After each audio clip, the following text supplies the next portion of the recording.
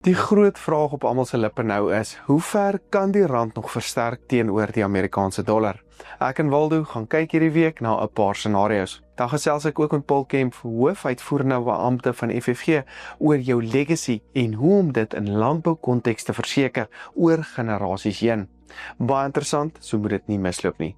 Hierdie week se ekonomiese oorsig word met trots in jou gebring deur FFG. Daar is steeds so 67% van ons kykers wat ons nog nie volg op YouTube of Facebook nie. Sal jy my asseblief 'n groot guns doen en dubbel seker maak, dit kos jou niks nie en dis die maklikste manier om ons te help en ons te ondersteun en hierdie inhoud aan die gang te hou. Dit maak vir ons dan regtig 'n groot verskil en is jy dan ook nog deel van ons suksesverhaal en wat ons probeer bereik hier by AMT. So baie dankie dat jy deel van die AMT gemeenskap is. Die rand verhandel tans op R15.87 teenoor die Amerikaanse dollar, staan op R18.90 teenoor die euro en op R11.29 teenoor Australië se dollar. Die Brent olieprys staan tans op $70.23 per vat. Okay, Waldo, ons sien die rand is onder R16 teen die dollar. My gevoel is ons het nou 'n redelike impak op graanpryse gehad. Ek het nou gaan kyk spesifiek op wolpryse, nogal interessant. Ek het gister gaan kyk. Wolpryse hy het met 34% verhoog, maar om hy rand verswak het hy met minder verhoog as wat hy sou verhoog het. En hy sou eintlik met 56% verhoog het. So ek dink ons kan baie dit deurtrek na graan toe ook. Ons sou noodwendig hierdie dalings gehad het of soveel daling gehad het natuurlik nie. So ek dink is nogal baie belangrik om te kyk wat met die wisselkoers en waartoe hy kan gaan. Ja. Wat is jou gevoel? Johnny, dis ingewikkeld. Ek dink in Suid-Afrika het ons nou 'n paar groot gebeure op die horison. Hierdie week staatsrede, maar mense slaap deesdae deur die staatsrede, dis al dieselfde ou storie ensovoorts. Ek het self nie gedink ek wil dit baie graag kyk. Donderdag aand sit jy daar voor die televisie. Hy het 7 miljoen het hulle gebudget ook nog vir die hele storie. Maar kom ons sê hy hou aan om 'n baie positiewe storie te vertel oor hervorming ensovoorts, met dit ondersteun die rand. Ja. Ek dink nie hy kan regtig iets sê wat die rand kan laat duik nie. Hy kan, maar die kans is baie. Wat sien ons gewoonlik voor so staatsrede die rand bietjie verswak nie?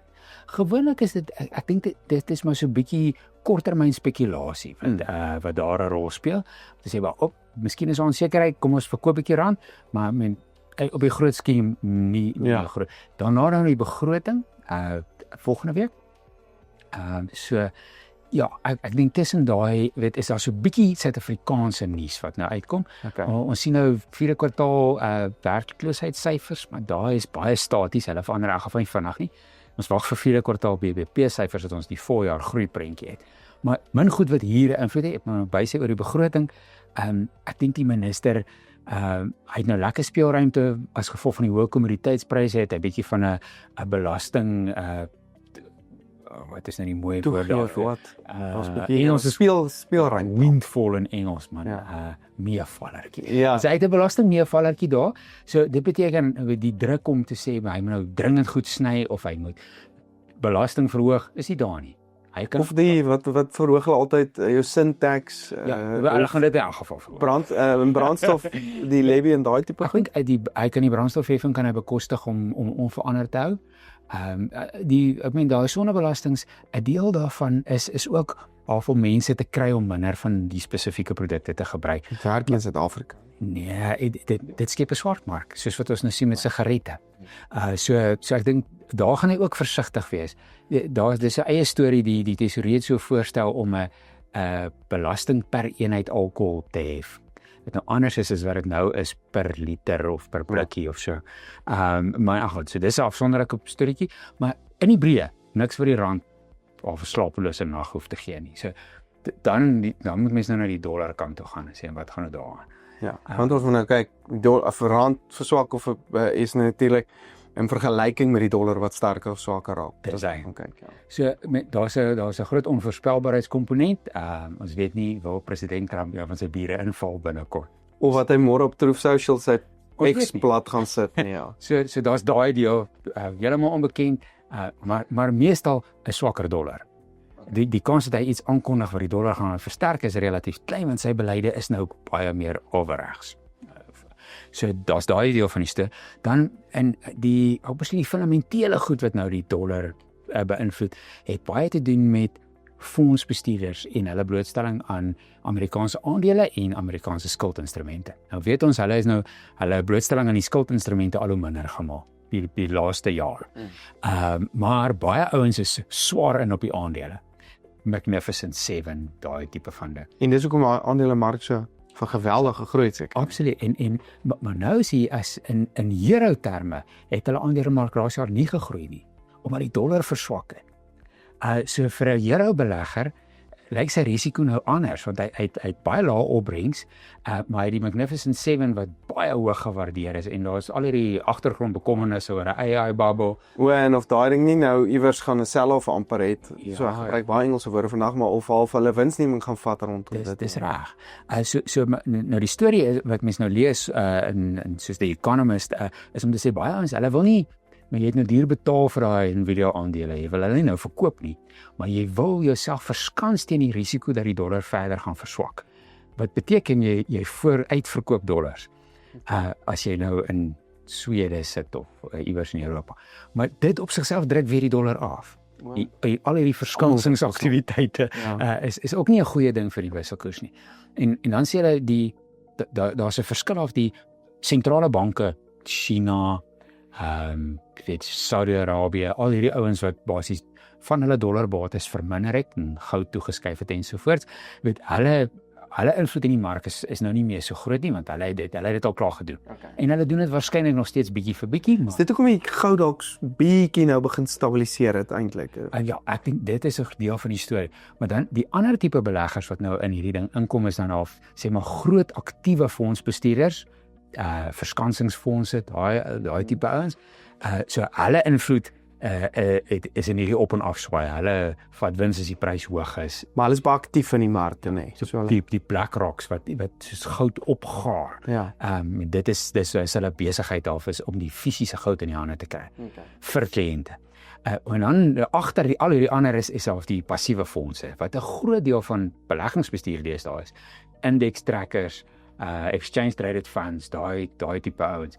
Maar vir ons as 'n ek en jy nou, is dit nou ons wat byvoorbeeld ons aftreffonds gaan belê, daai tipe ons makelaars wat dan nou jou hoe kan ek sê jou portefeulje gaan belê in 'n half of 'n hoë risiko of 'n medium risiko of 'n lae risiko tipe portefeulje. Dis presies hulle en hulle beweeg baie stadiger in die mark want hulle hou 'n oog op die indeks en hulle het 'n sogenaamde benchmark wat hulle moet of teen presteer die hele tyd. Ja. Maar daai benchmark van hulle is nou besig om risiko by te kry wat vroeër nie daar was nie. Met die Amerikaanse risiko wat op is. Dis hy. So hulle gaan nou stadig maar seker ook so bietjie moet herstruktureer aan hulle portefeuilles, weg van Amerikaanse skuld, weg van Amerikaanse aandele. Maar hierdie is nie niks dramaties nie, maar dit is alles klein amper sê stukkies momentum wat die dollar eerder swakker maak as sterker. Jy het 'n oulike storie vertel van die risiko wat nou binne of 'n horror movie of 'n dis die stories of weet vroeër daar toe Amerikaanse bates jou veilige hawe was, as daar ergens anders 'n probleem is dan hardloop jy na dit toe. Hulle sê nou is dit so skrikmaak fliek waar jy die oproep kom van binne die huis af. jy weet nie waar is hierdie ou wat jou bedreig nie, maar hy's klaar binne. Ja, hy's klaar, jy help jy moet nou deur oopmaak om uit te kom. En al hierdie goed sentiment saam. Ek sien selfs 'n nuusberigie wat 'n ou sê daar is nou so nog nie op die skaal wat daar ooit tussen die VS en Japan was, maar selfs nou Suid-Afrika VSA is sogenaamde carry trade. Jy leen geld in die VSA, jy bring dit jy belê dit hierso in staatseffekte en omdat jou siening is dat die rand is nou meer stabiel as vroeër, kan jy weer jou geld terugvat dollar toe en 'n winsie maak. Wat hè? So daai carry trade is ook nou aan die gang wat die rand help sterk hou. Valdo gegee al hierdie goed. Vir ons neutboere, ek weet, hulle is baie bekommerd oor die sterker rand. En plaaslik, maar ons moet seker ook in ag neem, ons is besig om munisipale verkiesing toe te beweeg. So ons begin nou al hoe meer politieke uitsprake sien en dit begin nou stelselmatig inkom. So weer eens van daai oogpunt af sien ek bietjie risiko dat die rand dalk so tydelik of 'n bietjie kan verswak, maar gegee alles wat in Amerika aangaan, wat plaaslik aangaan, wat met konflik wêreldwyd aangaan. Waartoe sien jy die rand Eintlik, kom ons sê langer. Hy gaan op en af nou, kom ons sê einde van die jaar se kant toe. Kom ons sê, weet die kragte wat die dollar effens swakker maak, hou aan, maar dit is nie groot nie. Dit is so 'n stadige dryf na 'n effens swakker dollar. Ja. En hy was in elk geval oorgewaardeer teen omtrent al wat 'n geldeenheid is, omdat hulle bates so populêr was. So dit gesê. En eintlik nog steeds is, maar 'n bietjie minder as ja. En dan die teenkant dan is die rand wat swakker kan dryf afhangende nou wat gebeur. So ek dink volatiliteit wat minder. As ons nou sê goed, hy's op 16, dink ek weet niemand praat van 19 op die oomblik nie, maar niemand praat ook van 14 nie.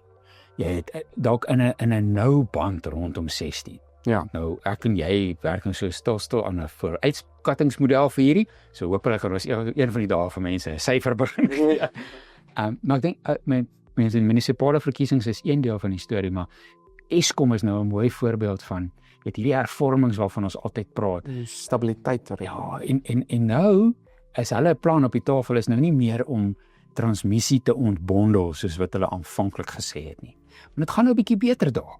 Jy dink is nie meer 'n totale chaos nie. Jy dink almal gaan binnekort gearresteer word. Ja. So, nou dat hulle weer op hulle voete is, wil hulle weer 'n monopolie wees. Hulle wil nou nie meer die transmissienetwerke wegverkoop en klomp mededingers toelaat op die netwerk en so voort. Hulle wil dit nou beheer. En dis nou seker 'n klein stukkie nuus in die groter nuus, maar dis 'n bietjie 'n beweging in die verkeerde rigting. Ja, ek wil nou net sê, ons het al hierdie beleggings en almal het privaat geld ingedruk en dit skep onsekerheid, want nou wil jy 'n reuse sonplaas iewers begin of 'n windplaas of 'n ding, of jy het een begin. Ja. En nou skielik weet jy nou nie meer presies hoe gaan hierdie transmissienetwerk werk nie. Dit lyk of hierdie hervorming nou in 'n ander rigting beweeg. Daardie onsekerheid is sleg vir die rand. Ek kan nie vir sê is dit 20 sent sleg of 50 sent sleg of so nie, maar ek dink dit maak so of dat beleggers dink, kom ek wag maar nog 'n bietjie en kyk eers hoe skit hierdie ding uit. Want ek het nou gedink ons beweeg in die regte rigting, en hier het ons nou alweer 2 tree terug.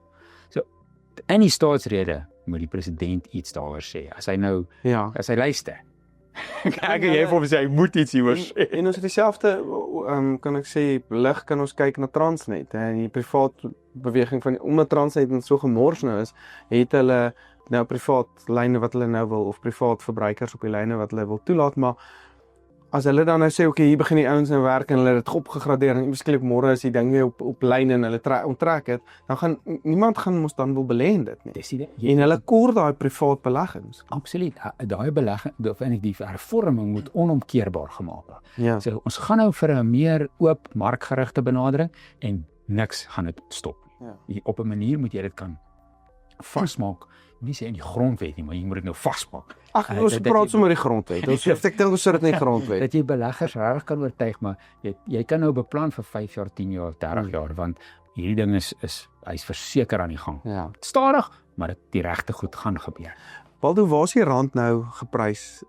Kan ek sê kompeterend geprys teen die dollar? Ek dink baie beter as wat dit was. Maar op watse vlak dink jy? Is hy waar hy nou is, so ek dink 15.88 verdoek net voor daar rond, ja. Dink jy ons is nou regverdig geprys teen die dollar op die oomblik? Ek dink dalk nog so knertjie sterker, maar nie baie sterker. Knertjie 15.50 of wat praat jy van? Daai tipe waarde. Daar was sulke gerugte gewees die koerante so rukkie terug dat iewers hierdie goewerneur van die Reservebank gesê R7.50 so iets, maar soos 'n malper. Maar hy sê nie, hy het dit nooit gesê nie. En met al die banke, al die ouens wat hierdie goed voorspel sê, niemand praat van dit nie. Ja. Die band waarvan hulle praat is tussen sê maar R14.75 en R16.50 as 'n fair value. R7.50 Waldo, gaan jy 'n paar van ons kykers bietjie Nee. Nee, dit is nie maar ons is eenvoudig nie meer dingend genoeg om daai te regverdig nie. As mens kyk na wat in die res van die ekonomie aangaan, wat met produktiwiteit aangaan, met onsekerheid en daar is nie 'n kans dat ons so wisselkoers sal sinvol op die tafel kan hê en iemand neem dit ernstig op. Okay. Waldo, ja, kom ons skrik ek self nou. Die olieprys. Ons gaan gou 'n bietjie brandstofprys, olieprys het dalk net vinnig gaan aanraak. Hy is op amper $70. Amper $70. Ja, Johnny, dis maar daai onsekerheid rondom Iran. Maar soos Iran, nie die rand nie. Ja, Iran. Iran. Dit is nou die maar wêreldwyd is voorraadvlakke relatief hoog die vraag is nie hoog nie. Daar's 'n ooraanbod. So ek dink hierdie is sentiment.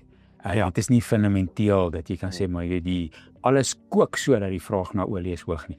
En selfs die groot so China wat nou 'n groot olie invoerder is, hulle het al baie geskuif na hernubare bronne toe.